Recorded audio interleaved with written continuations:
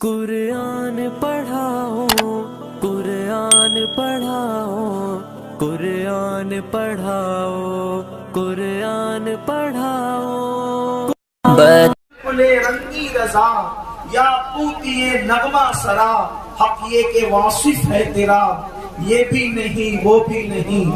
آج کی یہ محفل اصلاح عقائد و اعمال کے حوالے سے آپ کی اس بستی میں انعقاد پذیر ہے.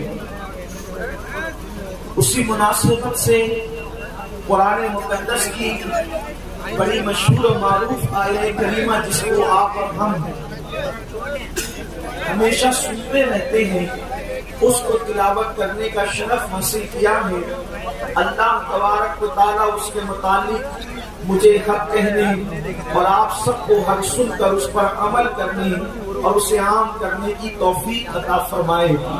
اس سے پہلے کہ میں گفتگو کا آغاز کروں، حضرت علامہ زاہد رضا نوری صاحب قبلہ نے مجھے جس نام کے حوالے سے دعوت دی ہے، یعنی ہمارے مرشد حضور سید الصابرین مخدوم علی احمد صابر کلیر رضی اللہ تبارک و تعالیٰ کے دیار کے حوالے سے کہ وہ مجھے کلیر شریف میں مدعو کرنا چاہتے ہیں، میں علامہ صاحب ہزاروں جانے دینے کے لیے تیار ہوں. تاریخ کی حیثیت کیا ہے؟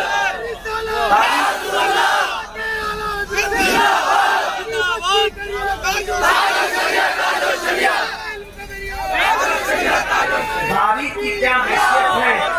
ہماری جھولیوں میں جو کچھ ہے اسی بارگاہ کا صدقہ ہے. اس لیے کہ ہندوستان کی سرزمین پر اگر پہلی مرتبہ قادریت اور چشتیت کا کہیں سنگم ہوا ہے تو وہ بارگاہ صادر پاک ہے. اس کی وجہ یہ ہے کہ وہ مشرق کے اعتبار سے چشتی ہیں، یعنی غریب نواز کے مرید سرکار قطب پاک کے مرید سرکار فرید الدین اور فرید الدین کے مرید سرکار مخدوم علی احمد صابر کلیر، اور یہ چشتیت کا ان کا مشربی سلسلہ ہے، شجرہ ہے، اور نسب کے اعتبار سے وہ ہمارے مرشد سرکار غوث اعظم کی اولاد میں سے ہیں.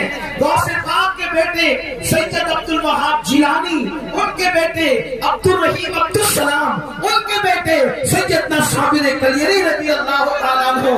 یعنی ہند کی سرزمین نے سب سے پہلے اگر قادریت اور چشتیت کو ایک جگہ جمع ہوتے ہوئے دیکھا ہے تو وہ ذات سیدنا صابر کلیر کی ہے.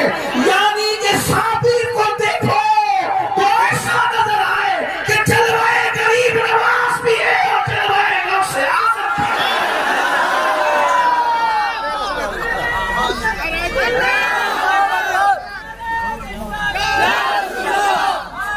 آپ جب یاد فرمائیں گے فقیر حاضر ہے اور سر کے بل حاضر ہے. میرے آقا صلی اللہ علیہ وآلہ وسلم کے دیوانوں، آج کی محفل چونکہ اصلاح عقائد و اعمال کے حوالے سے ہے اور مجھ سے پیشتر آپ نے علامہ موصوف کی گفتگو سرکار کو وہاں پر سماعت کر لی ہے، اس لیے میں کچھ اپنے انداز کے مطابق، چونکہ میں کوئی محقق اور کوئی خطیب اور ادیب ہوں بھی نہیں، بس ٹوٹے ہوئے دل کے ایک فریاد آپ کے دل کے دروازوں پر لے کر کے حاضر ہوں. میں نے جس آیہ کریمہ کی تلاوت کی ہے، معاشرے کی اصلاح پوری دنیا چاہتی ہے. کسی مذہب کا انسان ہو، کسی مسلک کا انسان ہو، کسی خطے کا انسان ہو، کسی قبیلے کا انسان ہو، ہر انسان چاہتا ہے معاشرے کی اصلاح ہو. اس کی وجہ یہ ہے کہ معاشرہ سدھرے گا تو بستیاں سدھرے گی، بستیاں سدھرے گی تو شہر سدھریں گے، شہر سدھریں گے تو ممالک سدھریں گے. اس لیے کہ قتل کسی مذہب نے پسند نہیں کیا ہے، قتل کو ہر مذہب برا جانتا ہے. شراب शराब नोशी को हर मजहब बुरा जानता है, जिना और बदकारी को हर मजहब बुरा जानता है। ये वो जराइम है, कोई मजहब इसकी तायीद नहीं कर सकता। लेकिन एक बात आपसे कहना चाहता हूँ, दुनिया जराइम से भर रही है, दुनिया गुनाहों से भर रही है। गुनाहों का ताफुन, गुनाहों की बदबू इस कदर लोगों को तकलीफ पहुंचा रही है कि हर शरीफ नफ्स इंसान, चाहे वो किसी मजहब का हो, किसी मजहब का मानने वाला हो, अगर नफ्स के एतबार से उसमें कुछ थोड़ी बहुत शराफत है तो वो चाहता है कि गुनाहों का खात्मा हो जाए, जराइम का खात्मा हो जाए, पाप का खात्मा हो जाए। कौन नहीं चाहता कि चोरी खत्म हो, कौन नहीं चाहता डकैती खत्म हो, कौन नहीं चाहता ज़िना खत्म हो, कौन नहीं चाहता जुआ खत्म हो, कौन नहीं चाहता शराब खत्म हो। हत्ता कि अल्लाह अकबर, जो लोग इन जराइम में खुद मुब्तला है, अगर वो गुफ्तगू करें तो वो भी कहते हैं कि इनका खात्मा चाहते हैं। लेकिन एक बात आपसे पूछना चाहता हूँ, गुनाहों का खात्मा कैसे हो सकता है, जराइम का खात्मा कैसे हो सकता है? एक बात आप शेष करना चाहता हूँ, किसी मजहब में गुनाह का वो इलाज मौजूद नहीं है जो आपके और हमारे मजहब इस्लाम के अंदर मौजूद है। अल्लाह अकबर। आइए मैं आपको बताऊं, इंसान गुनाह क्यों करता है, गुनाह करने की वजह क्या है। देखो कहाँ करप्शन कहाँ होता है, जराइम कहाँ होते हैं, गुनाह कहाँ होते हैं। एक सबसे बड़ी बात बस करना चाहता हूँ, अगर टीचर क्लासरूम के अंदर मौजूद नहीं है तो बच्चे शरारत जरूर करेंगे। कोई कुर्सी तोड़ेगा, कोई उस्ताद की नकल बनाएगा, कोई एक दूसरे के साथ मारपीट करेगा। वजह कि उस्ताद क्लासरूम में मौजूद नहीं है, मतलब ये है उस्ताद देख रहा है, ये तसव्वुर खत्म हुआ तो जराइम क्लासरूम के अंदर जन्म लेते हैं। कोई किसी को मार रहा है, कोई किसी को पीट रहा है, कोई किसी को तकलीफ दे रहा है, पता क्या चला, कोई देख रहा है। इस तसव्वुर के खात्मे ने गुनाह को जन्म दिया। इसी तरीके से आप देखें, हमारे प्यारे भारत मुल्क हिंदुस्तान का कानून है, और भी ममालिक में होगा, लेकिन हमारे भारत की बात हम करते हैं। मुल्क हिंदुस्तान का कानून है और बड़ा खूबसूरत कानून है। हिंदुस्तान के बहुत सारे कानून ऐसे हैं जो हिंदुस्तान को पूरी दुनिया में मुमताज करते हैं।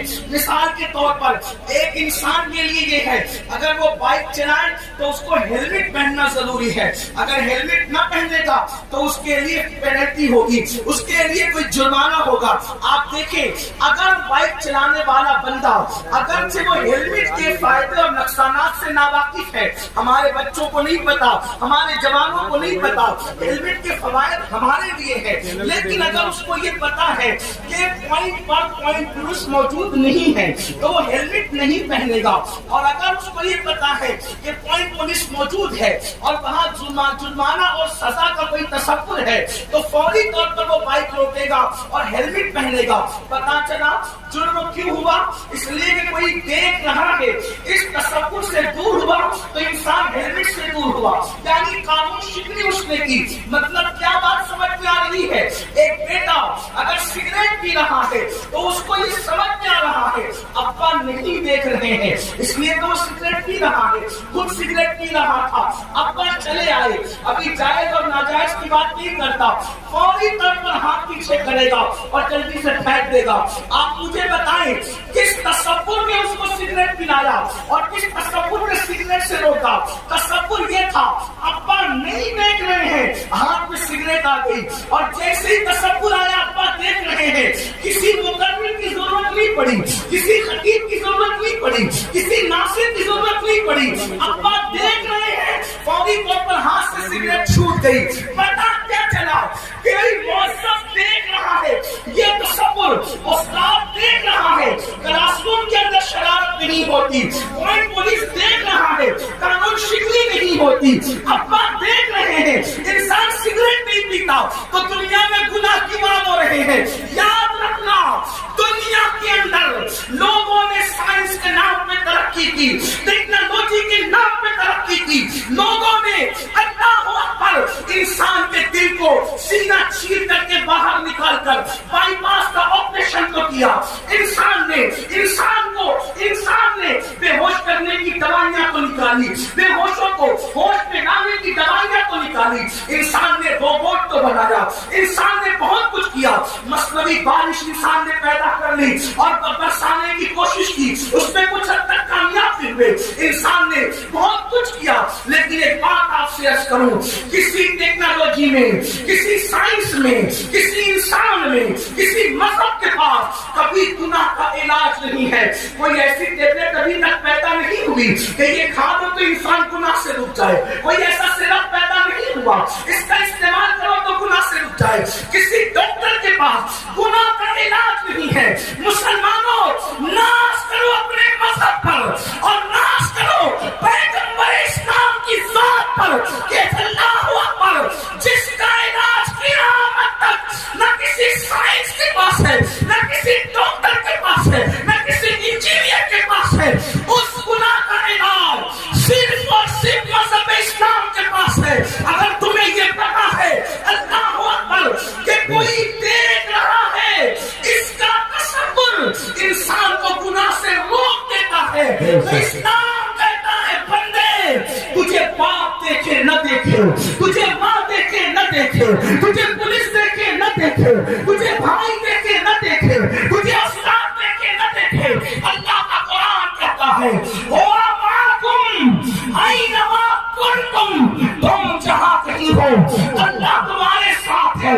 اتنا ساتھ ہے, کہاں ساتھ ہے, جہاں تمہارا سایہ بھی ساتھ نہیں جا سکتا, اس سے زیادہ قریب خدا کے ساتھ ہے. فرمایا جا رہا ہے نحن اقرب الیہ من حبل الورید, تیرا خدا تیری جان سے زیادہ قریب ہے, تیری شہرت سے زیادہ قریب ہے. اللہ اکبر. کون دیکھ رہا ہے؟ تو قرآن کہتا ہے ان اللہ کان علیکم رقیبا, اللہ تجھ پر کڑی نگرانی فرما رہا ہے. مطلب کیا؟ اللہ اکبر, ہر وقت خدا ہمیں دیکھ رہا ہے. کون خدا دیکھ رہا ہے؟ کون رب دیکھ رہا ہے؟ وہ اللہ جس نے نبیوں کو نبوت عطا کی. کون اللہ جس نے رسولوں کو رسالت عطا کی. کون اللہ جس نے کن کہہ کر اتنا بڑا آسمان پیدا کیا. چیلنج ہے بڑے بڑے انجینئروں کو کہ چھوٹی سی چھت بناتے ہیں تو کتنے پیلر لگاتے ہیں. یہ میرا اللہ ہے, بغیر پیلر کے آسمان کو اس نے بلند کر دیا ہے. یہ میرا اللہ ہے جس نے شفق کا جمال پیدا کیا. یہ میرا اللہ ہے جس نے اوپر کی سرخیاں پیدا کی. یہ میرا اللہ ہے جس نے ستاروں کی انجمن سجائی. یہ میرا اللہ ہے جس نے زمین کا بچھونا بچھایا. یہ میرا اللہ ہے جو بارش کو برساتا ہے. بارش برستی ہے تو